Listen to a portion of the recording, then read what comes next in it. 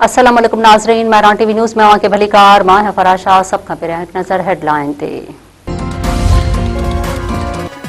Field marshal Syed Asim Munir ऐं ईरानी सदर विच में मुलाक़ात। ईरान अमेरिका तकरार ऐं विच ओभर में छिकताण घटाइण ते अॻ भराई।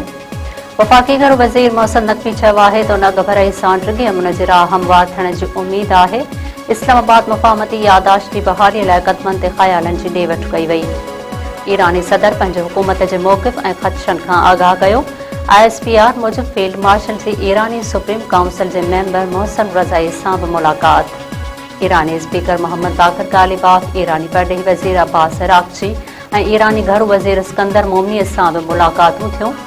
ईरानी क़यादत तकरार जे पुरअमन हल में सहूलतकारी ते पाकिस्तान जे किरदार खे साराहियो। अमेरिका पारां ईरान मथां वधीक पाबंदियूं लॻाइण जो ऐलान।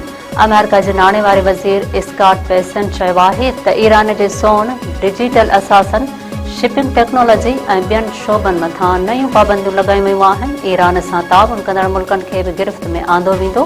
प्रेस कॉन्फ्रेंस कंदे अमेरिका जे नाणे वारे वज़ीर वधीक चयो आहे त गॾियल अरब इमारात अॻु ई ईरान सां समूरो वापारु ख़तमु करे चुको आहे। जेकॾहिं को मुल्क अमरीकी उमीदुनि ते पूरो लहणु नथो चाहे त उनखे डॉलर सिस्टम मां निकिरणो पवंदो।